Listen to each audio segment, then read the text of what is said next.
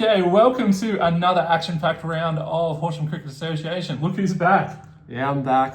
Couple of weeks away, but it was great to be here. Another fine round of action. Was able to get to a few games today and didn't disappoint, that's for sure. Absolutely. You were across the road at City Oval looking at the Bullants and Donald-Jeffcott. Tell us how it went. At City Oval, the Bullants won the toss, bowled first, and set the tone early against Donald-Jeffcott with a really disciplined effort with the ball. Heath Lang struck twice in his opening spell, removing Cooper Anderson for 12 and captain Eddie Landwehr for 25.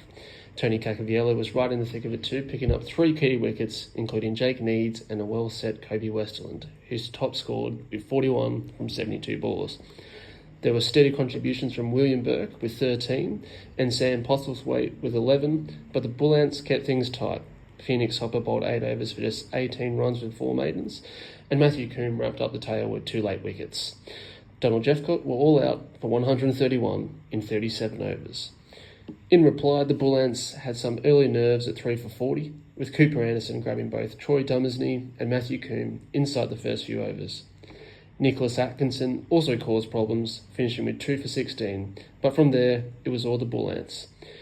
Jamie Byrne anchored the chase brilliantly with an unbeaten 43 off 75, finding gaps, running hard, and keeping the innings settled. Captain Tony Caccaviello played a classy composer knock of 46 not out from 49 deliveries to steer the Bullants home. They reached 4 for 135 in the 33rd over, sealing a confident 6-wicket win and keeping their strong early season form rolling. I spoke with Tony Caccaviello after the game about the Bullants' solid win. How do you feel after the performance? Good, mate. Good to get the win. Pretty happy with how we bowled. Really happy actually. I thought it was a really good wicket to bat on. We won the toss, had a bowl, and bowled some tight overs. And then I think we did a good job in the chase. Everyone kind of contributed, and we got home with plenty to spare. But always good it was a really good contest. First time against the Donald-Jeffcott boys. Yeah. I think they'll be a bit of a handful this year. At Davis Park in Nil, the West Wimmera Warriors bowlers put on an absolute clinic against Brim KSH. Batting first, the Eagles never got going. Nathan Alexander and Josh Lees ripped through the top order to have them 4 for 5. From there, Tim Braylander and Brody Kramer tightened the screws before Austin Merritt cleaned up the tail. Brim KSH was bowled out for 58. In the run chase, the Warriors didn't mess around. Nathan Alexander exploded for 40 not out off 13 balls, including 5 fours and 2 sixes. Brad Alexander added 9 not out, and they cruised to 62 in just 5 overs. An absolutely ruthless statement win for the Warriors. At Cameron Oval, Laharam won the toss, batted first, and put together a really composed 40-over total against the Colts. The backbone of the innings was Daniel Griffiths.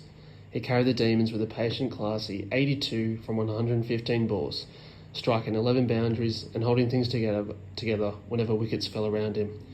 Jason Kanar added an important momentum in the middle overs with 30 off 37, including a clean 6. Late cameos from Jackson Hoffman and Matthew Kerr lifted the total to a strong 7 for 178.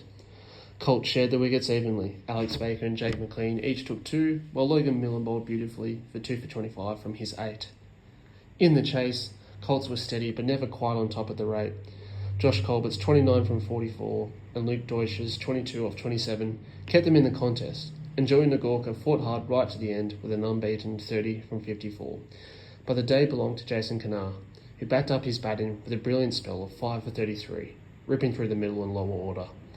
Hoffman and Jim McKinney's chipped in with 1 each as Laharam kept things tight all innings. Colts finished 8 for 141, falling 37 runs short, and Laharam claimed a confident home ground victory, their 4th in a row. At Anzac Park in Warwick Nabil, St Mary's chose to bat first and put up a competitive 157 thanks to a steady middle order effort. Sean Smith led the way with a sharp 46 off 48, while Daniel Westerland added 22 and Aidan Keys chipped in with 16 late. For the Tigers, it was Archie Knight who was outstanding, taking 4 for 20 from his 8 overs, backed by the evergreen David Pulls with 2 for 22 and Marty Knight 2 for 15.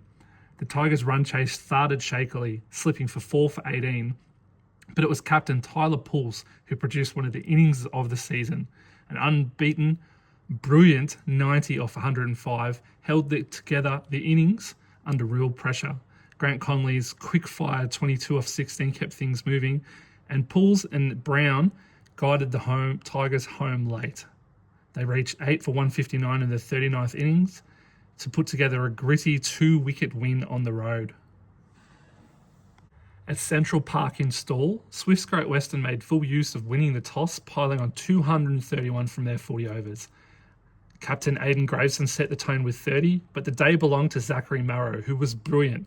A runner ball 109 with 15 boundaries. Max McMahon backed him up nicely with 39. The Mudlarks stuck at it with the ball. Cameron Newell took 2 for 49, and Blake Turner, Nick Ballar and Albie Kingston all grabbing single wickets. But the combine always kept the scoreboard moving. For the Mudlarks, the run chase started steadily before firing late.